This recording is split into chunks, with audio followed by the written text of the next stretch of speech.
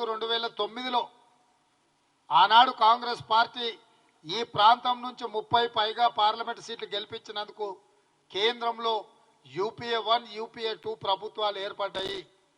తద్వారా జనరంజకమైన పాలనను ఆనాడు కాంగ్రెస్ పార్టీ అందించగలిగింది.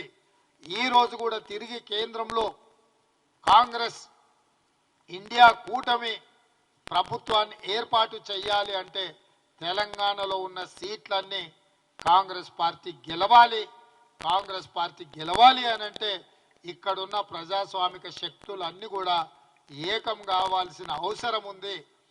కేసీ గారు మౌనంగా ఇంట్లో పడుకున్నాడని కాదు, చీకట్లో మోడీ గారితో చేస్తున్న చర్చలు ఈరోజు బిల్లా రంగాలు మాట్లాడుతున్న మాటల్ని తెలంగాణ సమాజం గమనించి కాంగ్రెస్కు అండగా నిలబడాలి అని ఈ మొత్తం కార్యక్రమాలలో కాంగ్రెస్ శ్రేణులన్నీ కదలాలని ఎన్నికల సన్నాహక సమావేశాలకు సంబంధించి ఫిబ్రవరి 2 తారీఖు నాడు సాయంత్రం ఇంద్రవెల్లిలో మొట్టమొదటి కార్యక్రమాన్ని ఆదిలాబాద్ జిల్లా నుంచి చేపడుతున్నాము.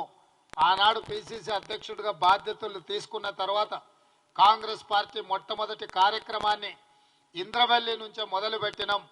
అక్కడి నుంచే కాంగ్రెస్ పార్టీ విజయ పరంపర మొదలైంది. అదే పరంపరను కొనసాగిస్తూ ఫిబ్రవరి 2 తారీఖు నాడు సాయంత్రం ఈ పార్లమెంటు ఎన్నికల సమర శంఖం ఇంద్రవల్లి నుంచి పూరిస్తున్నాము. మీరందరూ మీడియా మిత్రులు ఏ విధంగా అయితే గతంలో సహకరించినరో భవిష్యత్తులో కూడా మీ వైపు నుంచి అదే రకమైన సహకారం ఉండాలి. మీరందరూ కూడా రావాల్సిందిగా మీకందరికీ ప్రత్యేకంగా పిసిసి అధ్యక్షుడిగా మీకందరికీ ఆహ్వానం పలుకుతున్నా.